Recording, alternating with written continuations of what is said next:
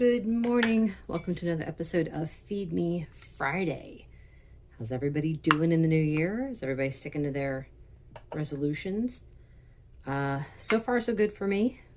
Trying to identify and drop burdens. My scale didn't turn on, let's see. Scale wasn't working there for a second. Now it is. All right. Anyway, working on identifying burdens, dropping them as they come up. It's been interesting. I wrote about this actually yesterday in the groups, talking about how food can be a burden, when you obsess about it and it holds too much value in your mind where it's like all you can think about. By the way, this is fat that was left over in the pan when I was making burgers the other day. So it's like, oh, don't throw out the fat, save it. Let's see, what else do I want to say? I think it's funny, sometimes I make foods and it's like, it was totally not what I expected. So I'll have a picture in my mind of how it's going to turn out, and then it's completely different. So this, I was using cottage cheese and eggs, and I was going to see if I could make some pancakes. And I threw in some, like a mix of cheese too, and threw it all in the blender, mixed it up. And in my mind, I'm picturing pancakes, and it was going to be amazing. And this is what happened. They did not turn into pancakes. They completely fell apart. And so I ended up with something, the flavor reminds me a bit of cheesy grits, but it's also like highly cheesed eggs. So it tastes like kind of like both of those things at the same time. So in order to use it up, I'm adding it to my breakfast, and it's delicious. Like, it just another layer of flavor there. So anyway, yeah. Happy, what does Bob Ross call it? Happy accidents. So yeah, that's a happy accident for me. I will take that. Family, let's see. Mom's actually doing all right. We got her a different kind of walker so that she can try that. She's been walking more often. It's not great. She's still not real stable. She doesn't have a lot of strength in her legs, just from, blood clots blocking the blood flow. So, but we have a walker for her to try, and it was a secondhand walker. It's like $7, but it's like exactly the kind that we had wanted to get. So got to clean it up, and then she's gonna give it a whirl today. Other thing I want to say. So we cycle through new people pretty often in the diabetic group, right? And of course, when people come in and I say something like having an A1C over 6 is not good, they're like, well, that's not what my doctor said.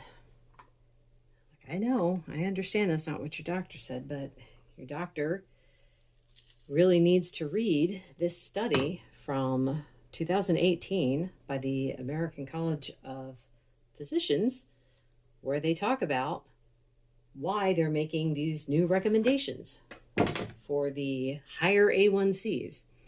I'm going to get myself some coffee. I'll be back and continue that thought. This is Caramel Mocha Coffee by Better Goods brand. I've got 2 tablespoons of heavy cream, 2 tablespoons of butter. I may need salt. I've noticed the past couple days I have actually had to add salt back into my coffee, just like a dash or two. It's funny how that works, that I went for like over a month without any salt, and then suddenly I started needing it again. So back to the study. So it was like a meta-analysis.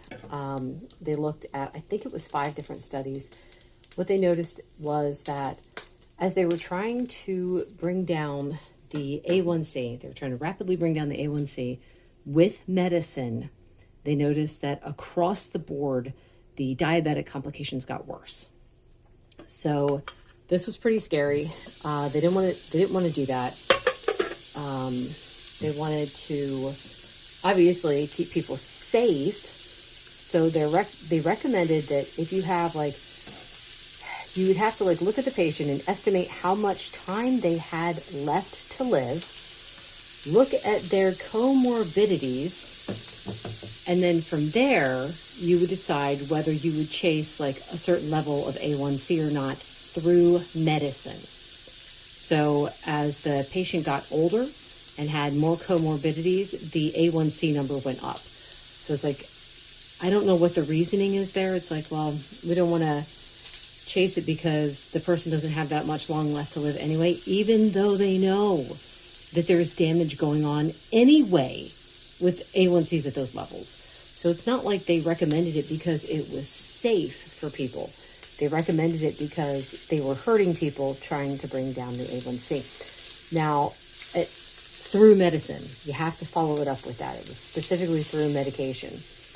Now, that doesn't mean that you can't use medicine to help lower the A1C and it would be safe, but it has to be done alongside of diet. So there's the caveat there. Anyway, this wasn't the first study that was like that. There was another one done in 2008, and this one I'm not as familiar with.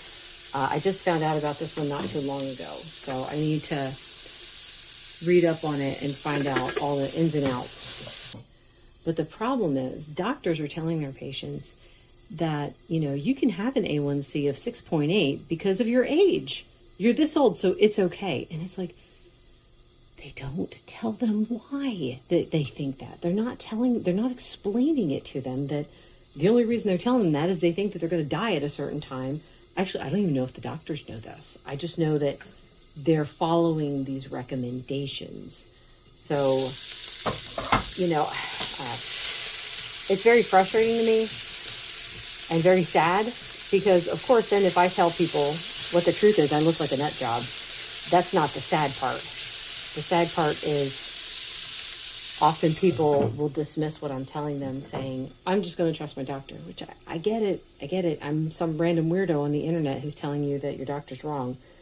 I do understand that. I'm not trying to be sarcastic there. But it just makes me very sad because it's like, well, as long as you're listening to the doctor, ongoing damage is going to be happening.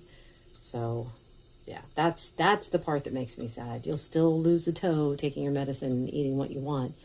And you're making your doctor happy, but you're the one who has to live with the consequences. So that's the sad part. But anyway, I think that's all I'm going to say for now. This is almost done. It's kind of funny. I started using white bowls in the morning. I normally use black bowls all the time, but my white bowls, I can't see my... I sit in the dark as I'm waiting for the sun to come up. I sit in the dark and I, write up my Bible post and stuff, and I can't see my food. But if I put it in the white bowl, or I have another light bowl like this, and I can see it then. So anyway, I will see you guys later. I've got 2 mini grilled cheeses with some carnitas inside. This was made with the cottage cheese flatbread. And then coffee is creme brulee. Can't remember the brand name off the top of my head. Dang it. Anyway, 2 tablespoons of butter, 2 tablespoons of heavy cream. I have not needed any salt in my coffee today, so yeah, whatever. Dinner is going to be a few slices of this flank steak my daughter just made, and then 1 last cup of coffee. I don't even remember what flavor this was. Oh my goodness. S'mores, I think, from Dunkin' Donuts with 2 tablespoons of butter, 2 tablespoons of heavy cream. That might be it. We'll see. And that was it. Nothing else for the rest of the day. Thank you so much for watching and listening. This video is brought to you by my faith in the Lord Jesus Christ, who has everything you need and nothing you don't. Bye.